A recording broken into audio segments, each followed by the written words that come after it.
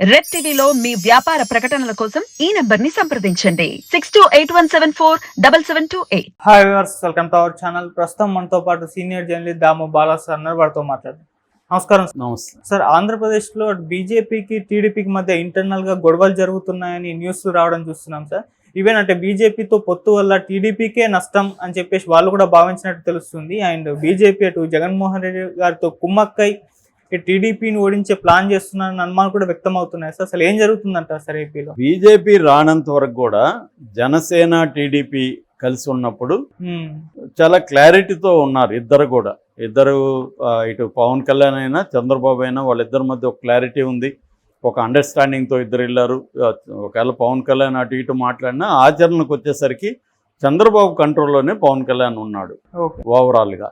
ఎందుకంటే పవన్ కళ్యాణ్ గోల్ కూడా జగన్ని దించడం తప్ప తాను అధికారంలోకి వచ్చే పరిస్థితి లేదని పవన్ కళ్యాణ్కి ప్రాక్టికల్గా అండర్స్టాండింగ్ ఉంది. కాబట్టి తను కేడర్ని కన్ఫ్యూజ్ చేసినప్పటికీ ఓవరాల్గా చంద్రబాబు కంట్రోల్లో పవన్ కళ్యాణ్ ఉన్నాడు, స్మూత్గా వెళ్ళిపోయిండేది. కానీ మరి చంద్రబాబు ఎందుకు బీజేపీ స్నేహం కోరుకున్నాడు అనేది తెలీదు. చంద్రబాబు అయితే కోరుకున్నాడు.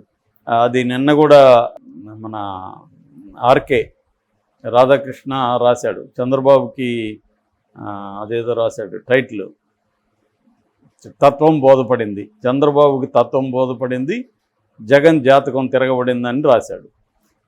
అంటే తత్వం బోధపడిందంటే ఏంటి అర్థం? బీజేపీతో పొత్తు పెట్టుకోకుండా ఉండలేము అనేది ఆయనకు అర్థమైంది. నిజానికి ఒక పార్టీతో పొత్తు ఎందుకు పెట్టుకుంటారు? ప్రభుత్వ వ్యతిరేక ఓట్లు చీలకుండా మనం ఉమ్మడిగా అయితే ఎదుర్కోగలము అనేది పెట్టుకుంటారు. విడివిడిగా పోటీ చేస్తే చీలిపోయి అతనే మళ్ళీ లాభపడతాడని. కానీ బీజేపీకి 100 కంటే తక్కువ ఓట్లు ఉంది. 0.8% లాస్ట్ ఎన్నికల్లో బీజేపీకి వచ్చింది. అటువంటి బీజేపీతో పొత్తు పెట్టుకోవడం వల్ల చంద్రబాబుకి ఏ రకమైన లాభం లేదు.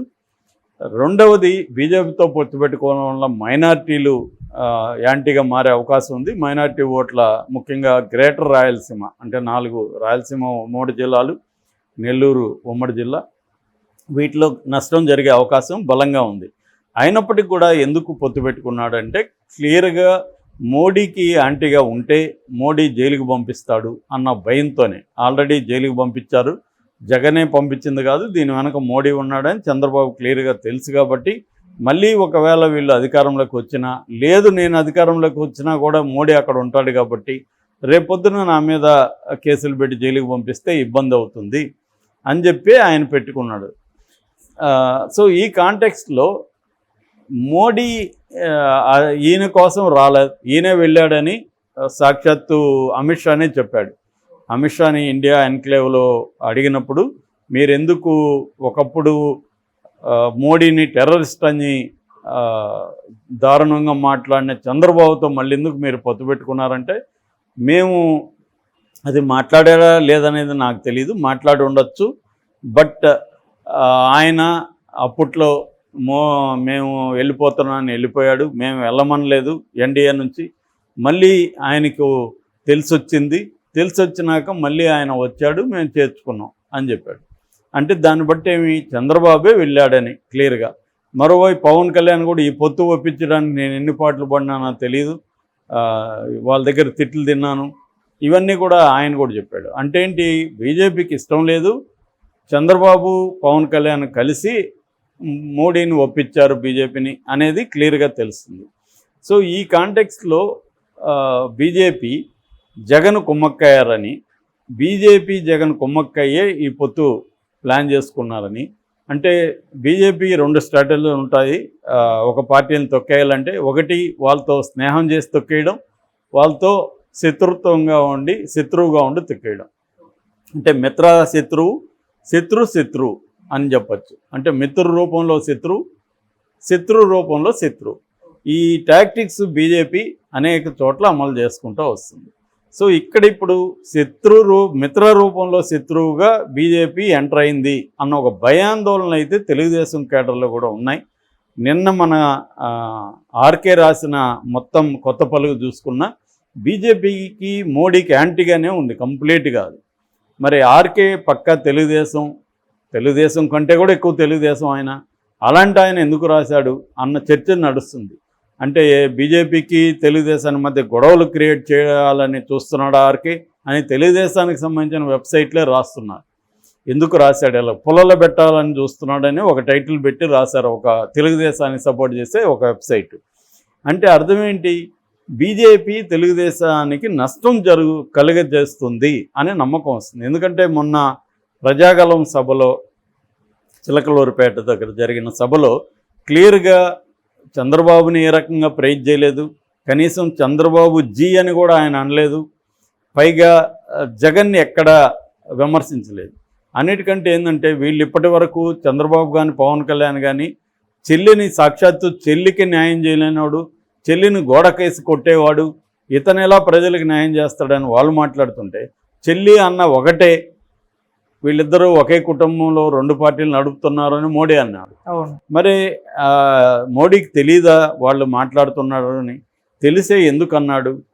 సో అట్లాగే ఆ మైక్ ఫీల్ అవ్వడం కావచ్చు, ఈయన అసహనంగా ఉండడం కావచ్చు, ఇవన్నీ కూడా ఏంటంటే మోడీ రాష్ట్రానికి ఏం చేశాను ఏం చేయలేదని చెప్పడం కానీ హామీలు ఇవ్వడం కానీ ఏమీ చేయకుండా జగన్ని ఏ రకంగా విమర్శించకుండా తెలుగుదేశం జనసేన బీజేపీ కూటమికి ఏ రకమైన లాభం మోడీ వల్ల జనసేన తెలుగుదేశం కూటమికి అన్న ప్రశ్నలు వస్తున్నాయి.